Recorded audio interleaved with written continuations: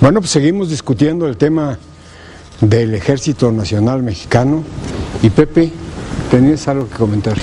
Sí, yo creo que es importante, ahora que inicia un sexenio, poner sobre la mesa el tema que el Ejército no puede seguir siendo moneda de cambio mediático.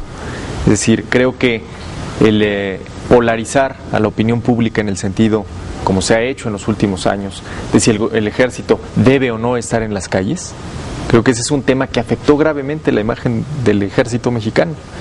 Está en las calles porque así lo instruyó el presidente de la República, porque él esgrime, ahí está el argumento que va a quedar para la historia, que las policías civiles estaban lo suficientemente infiltradas por los criminales como para tener que usar al ejército. Ese será el argumento histórico que quedará como del sexenio de Calderón. Pero ya es hora de dar vuelta a la hoja, de darle al ejército una salida legal, una salida viable, porque hay que poner atención en una cosa que creo que también tiene mucho que ver con la coyuntura que está viviendo el ejército. En el PRI habrá, creo, una relación muy institucional, porque siempre la ha habido con las Fuerzas Armadas. Pero la ruleta electoral pudo poner en la presidencia de la República a alguien que fuera tras los generales, alguien que fuera tras el ejército, porque pudo ser rentable en una campaña política. Entonces, me parece que no comen lumbre los generales cuando pedían precisamente un marco normativo para actuar conforme a derecho, porque lo que se les ha pedido hacer es, más allá de lo complejo en términos mediáticos, es como para que cuiden que en estos vaivenes de la política y en esta ruleta electoral alguien no vendiera un día la idea de que había que ir tras el ejército, un ajuste de cuentas. Y para cuando se escriba la historia, salgan bien librados. Así es, porque la historia la escriben los ganadores no solo de esas batallas, sino de las elecciones.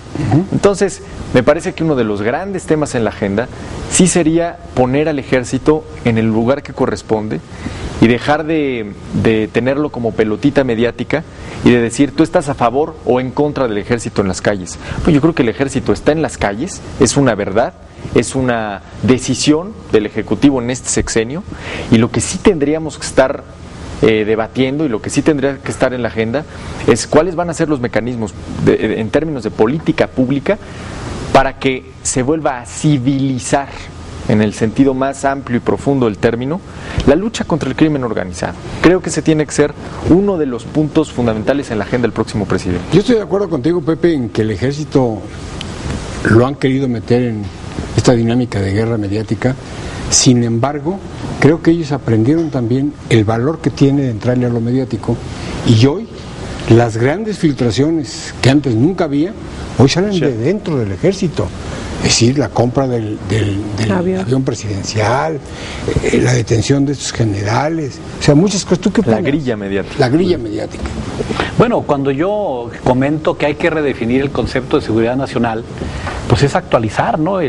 Antes se creía que era para garantizar la autonomía con respecto a los otros países, y hay que ver si esta lucha que tenemos contra el narcotráfico ya es realmente un asunto de seguridad nacional, porque el ejército finalmente va a estar donde se le necesite, pero no con una ocurrencia, no con una estrategia personal, aun cuando sea el ejecutivo y sea el comandante supremo, sino una estrategia legal, una estrategia de política pública como país que requerimos, ¿no? Porque han cambiado las cosas. Por ejemplo, yo digo, el ejército también tiene que abrirse a la inspección y a la vigilancia de la sociedad, para evitar excesos, para evitar lo que mucho tiempo se cuestionó. Hace un par de días la Suprema Corte determina que cuando un militar puede ser juzgado en tribunales civiles si quien lo acusa o a quien afecta es un civil. Eso es un paso enorme en la forma en que podemos tratar a los militares cuando rompen reglas que tienen que ver con la vida de todos los civiles. Pero bueno, más allá de esto, cuando en esta guerra contra el narcotráfico, yo alguna vez me preguntaba, ¿y si el ejército no puede con los delincuentes? Ya no queda nada. ¿Qué queda? nada. Si lo tenemos ahí como el último reducto Claro. de autoridad, si lo tenemos como la última fuerza extrema para situaciones sumamente graves, ¿qué pasa si lo derrota? ¿Qué pasa si lo corrompe? ¿Qué pasa si el narcotráfico y todo este crimen organizado logra hacerlo ver ineficaz ante su vida delictiva? ¿A quién le conviene un ejército debilitado? ¿A los grupos delictivos? ¿A Estados Unidos, que generalmente le gusta con eso. jugar ahí con la idea de los ejércitos un poco débiles para poder seguir haciendo presión externa? ¿A quién? ¿A los políticos? No lo sé. Yo creo que un ejército debilitado perjudica seriamente al país, y lo que tenemos que hacer, insisto, es redefinir el concepto de seguridad nacional, darles el marco legal para que puedan actuar dentro de la ley y entender, ¿verdad?, que no puede ser, insisto, la política pensada solo por el Ejecutivo la que determine dónde va a estar el ejército. Yo quisiera que al final el ejército esté donde esté, siga estando en la confianza de los ciudadanos, o sea, que siga estando en el corazón de los mexicanos, en el sentido de que sabemos que es parte de los símbolos que nos unen como país. Y que dejen las filtraciones mediáticas a los políticos, ¿no? Porque sí, de veras, en el ejército trae consecuencias graves una filtración. No pueden jugar como juegan en la política a filtrar medias verdades. Ahí lo que se dice es la ley, ¿no? Entonces yo creo que también dentro del mismo ejército deberían ya empezar a castigarse aquellas filtraciones que hacen daño, ¿no? Por ejemplo, la del avión presidencial es una necesidad de cambiar un avión porque las consecuencias serían lamentables, pero la forma en que se presentó esto y las fotos que sacaron del avión, ni los jeques árabes tienen un avión de esa índole, ¿no? Yo no sé si es necesario ese alto costo, pero de que es necesario cambiar el avión, el TP-01, ese por supuesto que es necesario, si no vamos a tener problemas graves. No es una cuestión nomás de gasto, si es una justificación, pero siempre y cuando no aparezca como una filtración. ¿Y de dónde salió? Pues quién sabe, pero ya van a comprar el avión.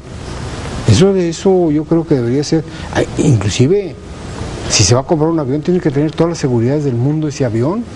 Pues no va cualquier persona, va el presidente de la República, ¿no? Y las consecuencias que traería cualquier accidente de esa naturaleza. ¿Tú qué opinas, Roberto? Pues al final de cuentas creo que independientemente de lo que hemos podido ir analizando en el transcurso de estos bloques, me queda claro que sí es importante redefinir ese concepto de seguridad nacional.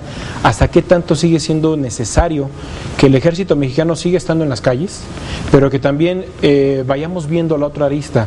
¿Qué tanto hemos fortalecido a las policías municipales, a las policías estatales, para que puedan venir haciéndose cargo ya de las labores de combate al narcotráfico, al crimen organizado?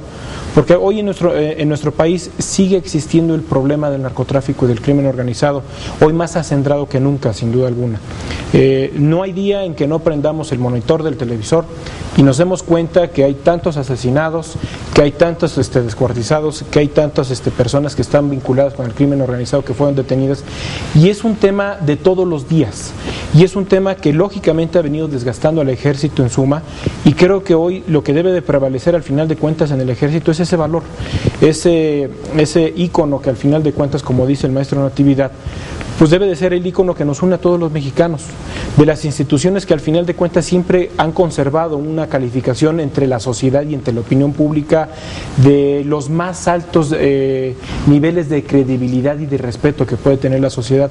Sin duda alguna el ejército mexicano es un cuerpo loable, es un cuerpo respetable a nivel nacional, como hemos dicho aquí en la mesa, ha sido más un ejército de paz que un ejército de guerra, es un ejército que sin duda alguna se ha volcado a apoyar a la gente, y hoy lo vemos con el tema del huracán Ernesto, con el tema, lo hemos visto, la función del ejército. Ahí es donde reciben el aplauso de todo lo que reciben el aplauso de la sociedad. Creo que nunca debemos de perder esa insignia que al final de cuentas ha distinguido y caracterizado al ejército mexicano. Creo que hoy nuestro país necesita más un ejército fuerte, un ejército consolidado que le permita seguir siendo ese país orgulloso de sus Fuerzas Armadas. Pero comentábamos aquí, licenciado, que las policías municipales todavía no están depuradas. A medida que pasa el tiempo, la gran depuración se hizo en la Policía Federal. Hoy la Policía Federal ya tiene un alto nivel de corrupción. Lo vimos en el aeropuerto. Me han dado una explicación de lo que sucedía en el aeropuerto. Quiere decir que a medida que pasa el tiempo, las instituciones se van corrompiendo y entonces estamos llegando a un problema que ¿cuándo vamos a terminar con esto? ¿Usted qué opina? Mire, yo creo que para evaluar la acción del ejército mexicano en este tiempo hay que ver la circunstancia en la que se da. Esta medida de sacarlo de los cuarteles y llevarlo a la calle con el combate directo de los capos del narcotráfico debió haber sido una estrategia que debió planearse correctamente. No se hizo así. Debió acompañarse de determinadas acciones. O sea, para que el ejército cumpla con esto, tiene que manejarse de manera temporal. Es una excepción al principio. Mientras, o sea, la idea era tratar de contener al narco sobre la base de ir fortaleciendo al mismo tiempo las instancias locales. Pero, pues en las instancias locales roncaron. O sea, no se avanzó en lo más mínimo. Entonces dejamos al ejército solito en esta circunstancia. El enemigo, o sea, el narcotráfico, el crimen organizado, pues también le hace a lo mediático y también maneja las cuestiones. Yo tengo testimonios de militares que con rabia platican cómo los narcos en determinados lugares alquilan niños y señoras para que los acompañen. Entonces los traen como escudos. O sea, en lugar de camioneta blindada, me subo con niños y demás, y en fin, y los utilizan como escudos. Tenemos muchos casos. Como halcones, ¿eh? Claro, vaya, se encuentra uno en Reynosa, por ejemplo, los lavacoches con los teléfonos BlackBerry para reportar inmediatamente cualquier cosa extraña que ocurra ahí. Y bueno, además, los casos documentados donde llega el ejército y la ciudadanía, o sea, señoras, niños y demás, se les van encima. O sea, reclamándoles, pidiéndoles que se vayan del lugar porque les incomodan, o sea, empujados por el narco. Entonces, los hemos dejado solos. Y otra cuestión que me parece importante, quienes hemos tenido manejo de fuerza pública en alguna ocasión, sabemos lo difícil que es llevar a cabo un operativo. O sea, se plantea, vamos a mandar 400 elementos en este operativo, se cuida que vayan todos preparados para eso, que solamente vayan armados los que deben de hacerlo y demás. Sin embargo, en esos operativos llevados por seres humanos, o sea, ocurre que algo sale fuera del control. En este caso, el tamaño del operativo que le encargamos al ejército es el país completo, o sea, toda la república. Y los daños que tienen, los problemas que hemos tenido son verdaderamente no poco importantes, porque cualquier exceso es importante, pero numéricamente es una parte muy pequeña. El ejercicio ha sido bastante bueno. Como también es importante que vayamos a un corte, si no nos cuelgan. Sí, recuerden, estamos en su mesa de diálogo y análisis de Vista Buena Televisión. Vamos a hacer una pausa y regresamos con más.